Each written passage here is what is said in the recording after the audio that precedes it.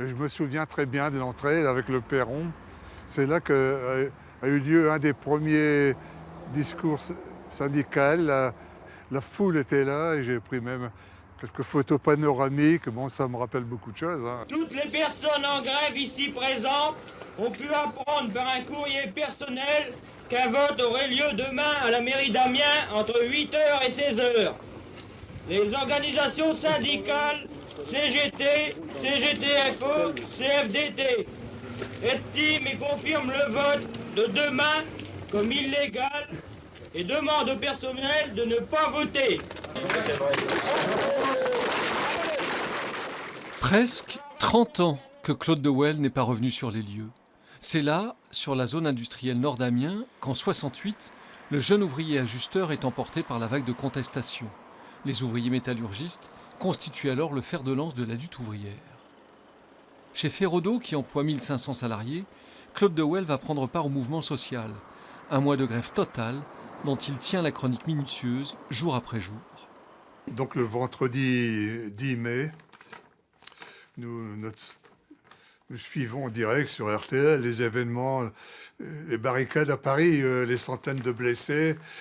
Pour nous, jeunes ouvriers, bon, ça nous remue les tripes parce qu'on tape sur les jeunes, des centaines de blessés, des arrestations. Donc nous, on n'en pouvait plus. Donc le samedi 11 mai, je travaille à l'usine, j'arrive, moi j'aime tout le monde, mais mon chef d'équipe, qui est FO, je prends des risques parce qu'il peut me dénoncer. Il m'a dit, Claude, t'en fais pas, ça va bouger. J'ai 22 ans. On se dit peut-être qu'il y a l'opportunité là, nous est donnée de nous révolter, nous les jeunes, de peut-être faire bouger la société. Lecture d'extrait du journal de Claude de Well, lundi 13 mai 68. Grève générale ce jour. Étudiants et travailleurs défilent dans Amiens de la mairie à la gare. 4000 personnes. C'est la première fois depuis le collège technique que je revois des professeurs.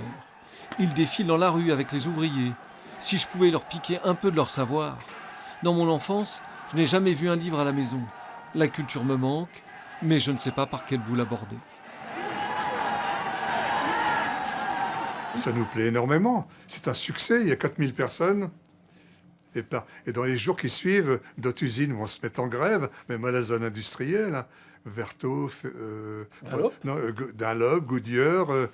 Et moi, je reprends ma villette, je vois bien, en repartant chez moi, dans mon village à Issy-sur-Loire, je vois bien que les usines sont arrêtées. Donc on fait pression. Et le dimanche qui suit, moi je confectionne chez moi, Issy-sur-Loire, le drapeau rouge. Et le lundi matin, on arrêtait, on occupait. Je suis arrivé avec le drapeau. On l'a mis midi. Donc c'était une grève plus ou moins politique, parce que si on met le drapeau rouge avec faucille et marteau, c'est qu'on s'apprête à prendre le pouvoir. Journal de Claude de Well, mardi 28 mai 68. Nous sommes dans notre deuxième semaine de grève. Le temps paraît long. Le syndicat n'est pas très doué pour animer la journée. La moindre des choses, ça aurait été de prévoir la nourriture et les boissons pour le piquet de grève, mais aucune initiative. Pense-t-il que la reprise est proche et qu'il ne faut pas s'installer dans la grève ? Il est vrai que nous attendons une hypothétique réponse à notre cahier de revendications et l'on croit que le directeur peut appeler à tout instant. La zone industrielle bâtie en dehors de la ville renforce notre isolement. Dans la plupart des usines atteintes, les locaux sont occupés. Nous, on pensait faire aussi notre 1936. 1936, vous avez vu l'iconographie, on danse chez les usines Olida, dans les grands magasins, l'accordéon. C'est peut-être pas trop ça que j'ai vécu parce que la CGT n'était pas très douée pour animer la grève. Ils auraient pu faire venir des artistes, mais localement, ils auraient pu faire une cantine ou il fallait un peu se débrouiller, écouter nos radios. On a trouvé le temps long, 33 jours. Pour moi, c'est un peu le désert des Tartares. On a attendu, on n'a rien vu, on a attendu peut-être Godot. Alors notre distraction, c'était de traîner un peu sur la zone. Il y avait des filles à Optalix. Optalix, qui était une entreprise un peu plus mal. Ça nous égayait un peu.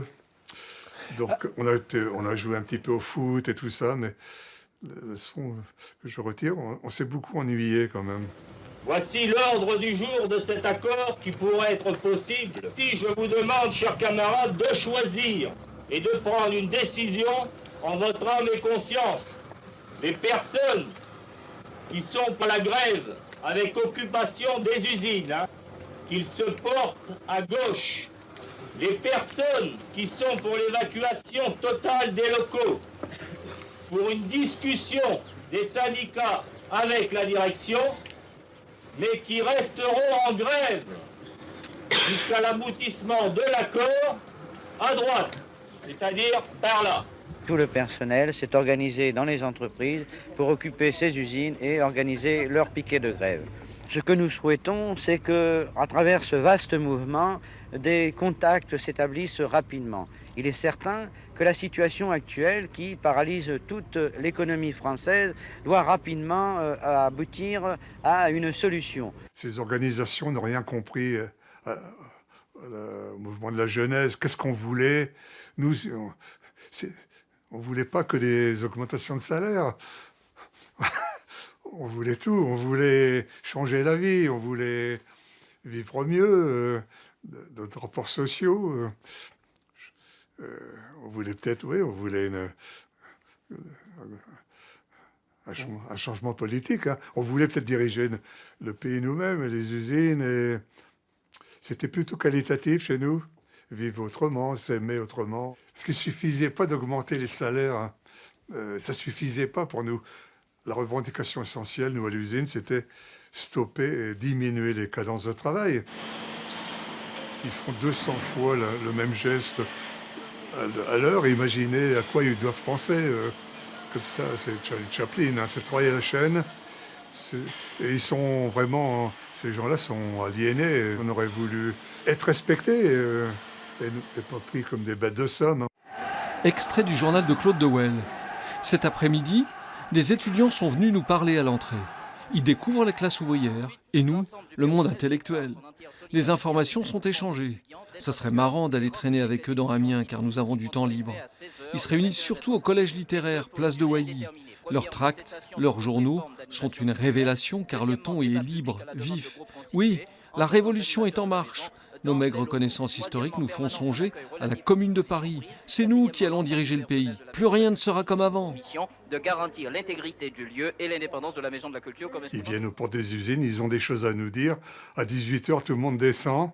Donc moi déjà, étant entraîné à la maison de la culture, on les entend. Ils ont des revendications, les gens de la culture. Ils veulent une culture pour tous, ça c'est l'idéal de Malraux. Parce que le rôle des étudiants, c'était au service du prolétariat, du peuple. Ils faisaient tout pour gommer ce qui pouvait nous gêner. Bon, les fenêtres s'ouvrent.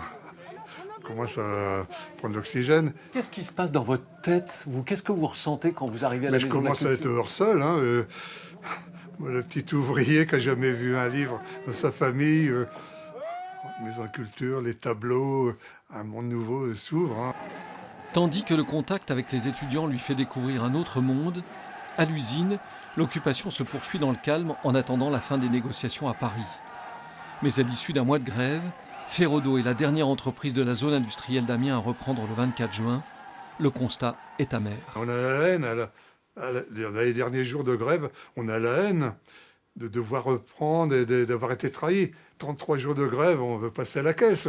Si vous passez à la caisse, il n'y a rien. On ne vous donne rien. Il n'y a aucune avancée. Une fois rentré, on va encore être exploité. On va être réprimé encore plus parce qu'on a fait les grèves. Bon, on dit non. Non, là, on voit rouge. C'est le dernier bastion de la mobilisation et les ouvriers de Feraudo se heurtent en effet à un patronat qui ne veut rien céder et finalement les gains seront assez pauvres pour le mouvement ouvrier. Les conséquences, ce sont les accords de Grenelle, des hausses de salaire, mais qui restent somme toute limitées dans le monde ouvrier, d'autant plus que l'inflation va limiter dans la décennie suivante ces gains salariaux. Alors. Oh là là là là. Merci beaucoup. Je reconnais une de mes affiches déjà. Voilà. Oh là là là là. Oh là là, là, vous allez faire trembler Ça vous remonte... la planète. De mai 68, Claude de Well a tout consigné, tout gardé. Affiches, témoignages audio, journaux, tracts, cahiers intimes. Voilà, pour des documents qui ont déjà quand même quelques dizaines d'années, c'est quand même... Avant et qui ont de vécu, donner ces enfin, documents voilà, aux archives départementales, qui les conservent précieusement. C'est quand même assez extraordinaire de les retrouver dans cet état. C'est des archives inédites. Inédites et d'autant plus inédites qu'elles ont été constituées par un acteur même des événements de 1968 qui avait très certainement conscience qu'il était en train de se passer quelque chose et qu'il fallait en garder la trace. Et qu'il fallait garder des traces en plus qui ne sont pas généralement gardées parce qu'elles sont éphémères. Les personnes qui s'opposent statu quo, c'est-à-dire la grève, avec occupation des locaux qu'ils se portent à gauche. Claude de Well a pu capter des discours sur le lieu même des usines où les ouvriers prenaient la parole. Et là aussi, ce sont des choses inédites. Cette effervescence qui se passait dans les usines en mai 68, elle ne peut se lire qu'à travers ces archives-là collectées, conservées et donc déposées par M. de Well. Et si ces archives font désormais le miel des chercheurs, seul Claude de Well garde en lui la mémoire intime des événements qui ont changé sa vie. En 69, il quitte l'usine, bourlingue en Europe et en Afrique, revient en France, passe son bac, décroche une licence de lettres modernes, puis un emploi dans la fonction publique. Il a fait sa révolution, sans oublier d'où il vient. Il est en moi, 68, je peux pas... C'est une sorte de prothèse, hein, je peux pas... Bon, pendant des décennies, j'ai pensé ça presque tous les jours, depuis 40 ans.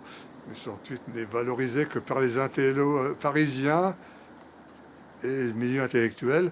On n'a jamais vu mettre en lumière ce projecteur la province et les ouvriers. 50 ans déjà. Pourtant, le temps n'y fait rien. Mais 68 continue de vivre en lui, comme le souvenir vibrant de lendemain qui chante.